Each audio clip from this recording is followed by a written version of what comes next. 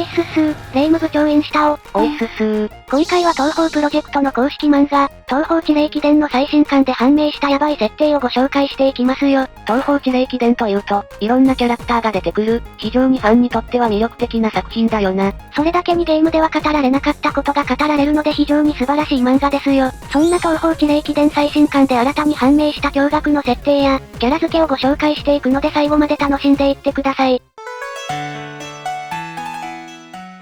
それではまずはじめに黒谷ヤマメがマジでアイドルな性格をしていた、です。おお、ヤマメが漫画作品で登場したんだ。ヤマメというと危険度高認定のキャラだが、地底ではその明るい性格で暗い地底を照らすアイドルのような存在らしいね。まずヤマメは東方地霊伝の一面ボスで土雲の妖怪です。性格は話せば話のわかるようで、気さくで明るく楽しい、誰とでも友人になれそうなタイプの性格。この性格のおかげで見知った地底の妖怪たちからは人気者。この人気のことから二次創作ではアイドルとして扱われることがあるよな。しかし、そんなヤマメは幻想郷の地上世界から切り離された場所、地底世界のキュートや洞窟の奥底で活動しています。また、地上世界からこの地底世界へ封じられて落とされた妖怪の一人。ほう、こんな可愛い見た目なのになんで地底に落とされたんだ？それはヤマメの能力である病気を操る程度の能力によるもの。この妖怪に出会うと高確率で原因不明の高熱にうなされ、食欲は減退し、放っておけば衰弱死する可能性もあるという非常に危険なもの。さらにこの病気は正体が不明なのでヤマメは地底に追いやられたのでしょう。しかしかなり危険な妖怪ヤマメですが性格はマジなアイドルでした。ヤマメは食用柄地上に出ています。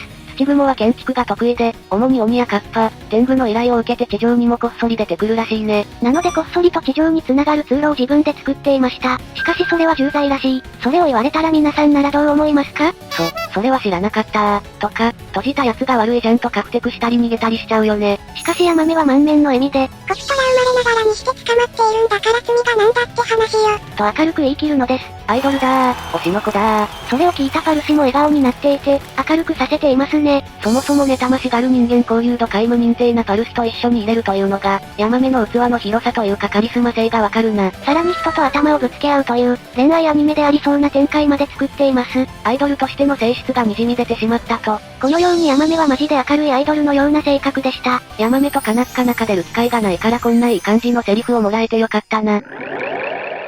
続いて水橋パルシがあまりにも成人だったです。いや、パルシって言ったら妬ましいって言いながら藁人形に釘を刺すみたいな恐ろしいキャラなイメージしかないぜ。公式でも人間交流度皆無とされているじゃないか。それが意外にも違ったのです。まず水橋パルシは地霊伝にボスであり、嫉妬深い妖怪。しかし心を読める悟りによると、周囲のものを妬んでいるけれど、心の奥底ではみんなへの尊敬や憧れをちゃんと持っている。みんなが思っているよりもずっと優しいこと言っていますよ。妖怪ゆえの性質なだけであって本来はいい子なんだな。なのにどうしてパルシは、嫉妬深い性格になったんだよ。橋姫は橋にまつわる伝承に現れる女性なんですが、ある一説では夫が優遇上の女に逆 NTR されてしまった。そのため嫉妬や妬みで妖怪になったんだとか。それは心も病んで、色々と妬ましくなっちゃうわ。まさかパルシに夫がいたなんて衝撃的だったぜ。と入ってもあくまで元ネタでの話ですがね。パルシみたいな可愛い奥さんを見捨てて優遇上で遊んでいたなんてひどい話だな。そういえば東方には優遇に関するキャラクターがいましたよね。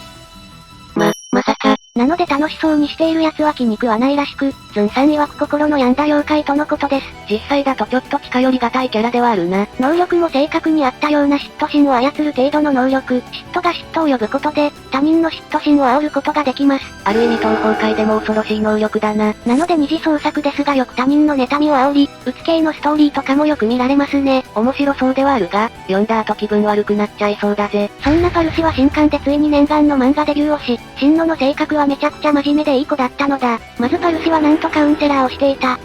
麻薬すぎる職業じゃないか。逆にカウンセラーを受けた方がいいのではと思っちゃいますよね。今回の新刊で判明しましたが職業柄怨霊の悩みを聞いているらしい。人の恨みを集めては自分の心を落ち着かせているとのこと。まあそこはパルシらしいがカウンセラーをしていたのは意外だな。怨霊の悩みにも妬んでいるイメージがありますもんね。しかも地底のほとんどの怨霊の悩みを把握していると自負していることから、とんでもない量のカウンセリングをしている。めちゃくちゃ成人じゃないか。ちなみに怨霊はこのぐらいいます。これも一部。パルシさんのその能力が妬ましいよ。さらにヤマメに対して地上に繋がる通路を作るのは重罪だとツッコミを入れるという真面目な部分が書かれていました。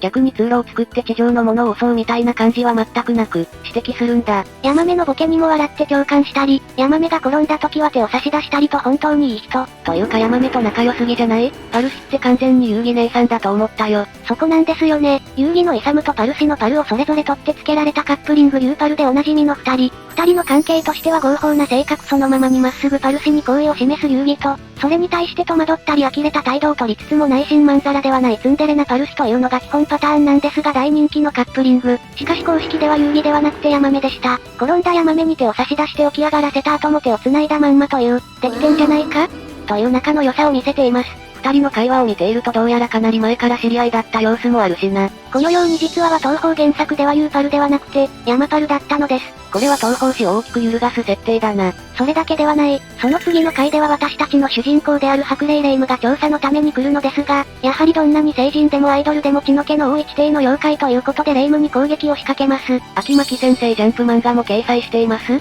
てぐらいバトルシーンの画力がすごいよな。二人のコンビネーションは完璧で霊夢も二人がかりだと厄介ねと言わせています。どっちが敵キャラかわかりません。ちなみにパルシは目を使って攻撃するのが得意なようです。本当に個人主義の妖怪かと思えるぐらい完璧なコンビネーションで、霊夢を追い詰めていたため、相当相性がいいことがわかりますよ。あとここでヤマメの毒を吸ったのに霊夢はなんだかんだ動いているので毒耐性があることが判明しました。この巫女やっぱり人間じゃないやん。続いて地底といえばやはりこのキャラクター、霊宇治打つこと小明治小石の追加設定をご紹介しましょう。小石とおにゃこもついに出てきたんだ。彼女たちの追加設定どんな感じなんだ？まず奥は悟りだけではなくて小石にもちゃんと尽くしていました。小石と奥って仲が良かったんだ。先ほども言ったように奥は悟りのペットという設定があり、小石と仲がいいのかはちゃんと判明していなかったのです。地霊伝で奥の力が誰かに与えられたものだと知っていたことから、面識はあったようだけどね。ただ小石は無意識の中にいるキャラで、奥も忘れっぽいからちゃんと二人とも認識しているのか定かではなかったものの、今回小石のピンチに駆けつけるという仲の良さを見せていました。結構意外なカップリングだな。一応夢の中ですが、悲風ナイトメアダイアリーでは二人で地霊フマインドステラリリーフというスペルカードを使っていましたけどね。今回 120% で仲がいいことが判明。小石がピンチの時に駆けつけていることから奥は小石のことを気に入っているようですね。むしろ奥は子供のように純粋だから小石のことを常に認識できていたのかもね。また奥は鳥頭という設定があるものの運用の思いを予測できるという知能も見せていますよ。しかし妖怪らしい危険な要素もあり奥が霊夢と戦うことになるのですが、いきなり奥が核の力で超大規模な爆発を街中で起こすのです。これ街中で起きてるの？もちろん家は倒壊、火事は出るわで大惨事。さすがに 99% 死人出ていますよね。これ、死んでもまた地底にいられるので気にしていないのかも。あんな大規模な爆発を平気で街中で起こすことに、さすがの霊夢も驚いていました。奥よ、何やってんだおめえ。そしてゆかり様によれば地底にとって火事と喧嘩は地獄の花。地底の連中にとってはこの程度の破壊は日常茶飯事らしい。これが日常生活ってやっぱり地底はカオスだな。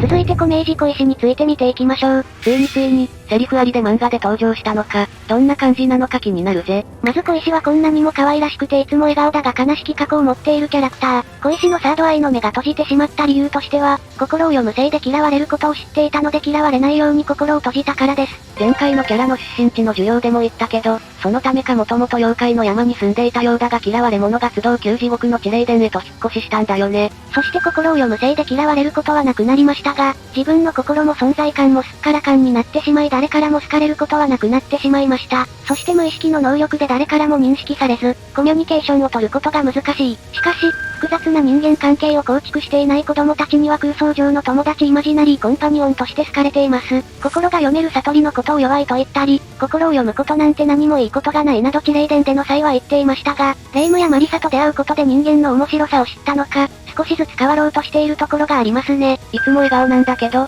実は心は閉ざしているのは胸が苦しくなるようなかわいそうな過去があったからなんだな。そんな小石が東方地霊記伝で登場しましたが、まず驚いたのが小石が笑顔以外の表情を見せていて、感情豊かだったことです。本当だ、感情豊かだ。小石は無意識になったのと同時にどうやら心の感情も何個か消えたようで、目に光がない笑顔の表情を常に浮かべていました。また敗北後も、ボロいでも笑顔で喋っていることから、第三の目を閉じた時に喜怒哀楽の楽を残して、残りの感情が欠落している様子があったんだよね。しかし今回怨霊が騒いでいたのに対して、困ってしまう表情を浮かべていました。このことから考えると、憑依花以降に感情を取り戻した可能性がありますね。蜃気楼からは人にも見えるようになったので、もしかしたら能力の効果が薄れてきている結果、同時に心も取り戻した可能性があるのです。もしそうなら感動的だな。または漫画作品だからというのはあるかもですが、まあそれはあるかもね。ズンさんは衣装とかは絵師さんに任せていると言っていたので、本編の大事な設定以外は絵師さんに任せているかもしれないから、秋巻先生らしい小石になったのかもしれない。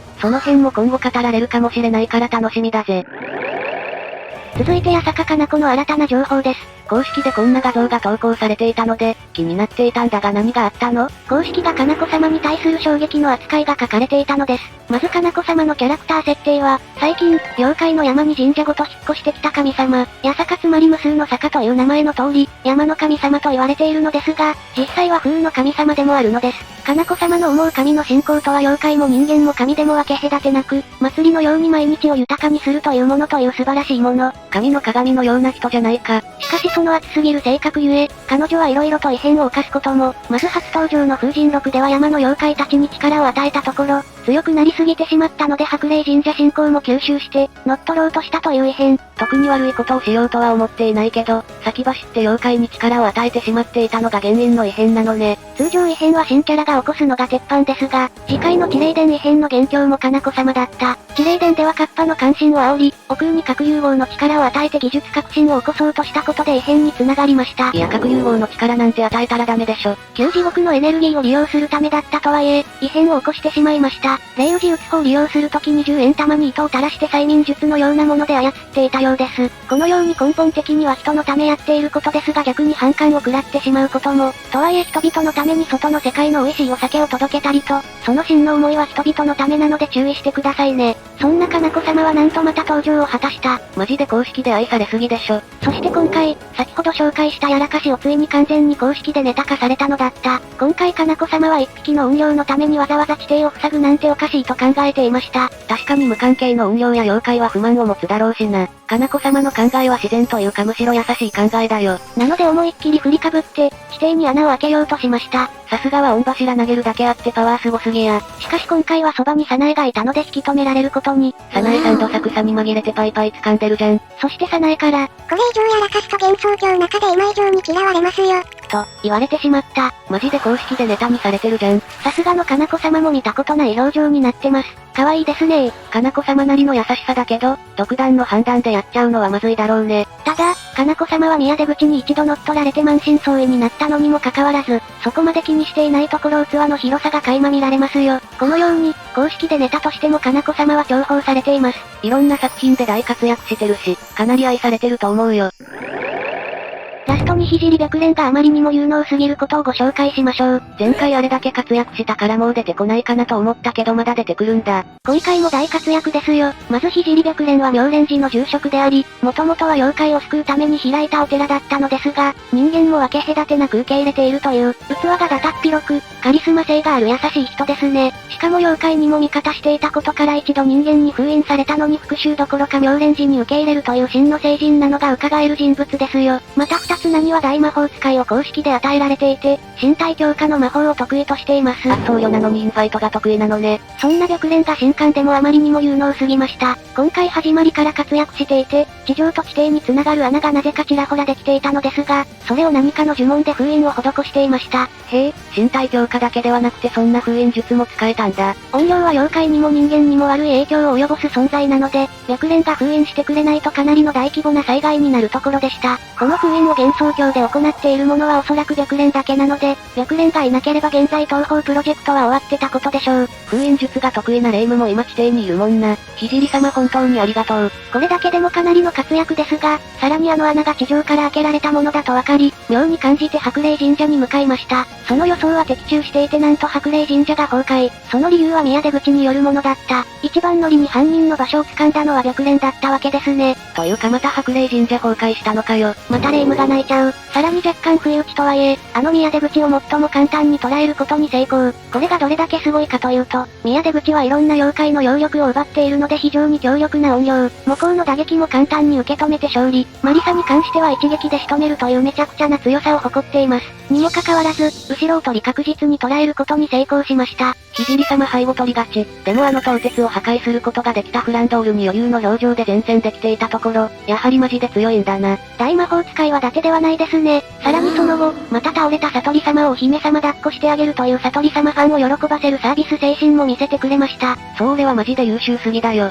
このように封印術も使える多彩な術、宮出口を一番乗りに見つける知性、誰も勝てない敵を捉える強さ、悟り様をお姫様抱っこする読者サービスと、さすがは妖怪人間問わず引きつける妙蓮寺の住職なだけありますね。小石をあそこまで心を開かせたのも白蓮のおかげかもしれないしね。白蓮には隠し事もあるようなので今後も活躍が期待できるので注目です。今回の東方地霊記伝もいろんなキャラが活躍していて読みたくなったよ。視聴者さんのお気に入りの場面があれば教えてくれよな。また東方と大人気ソシャゲブルアカコラボについてもご紹介しているので見に行ってみてくださいね。それではここまでご視聴ありがとうございました。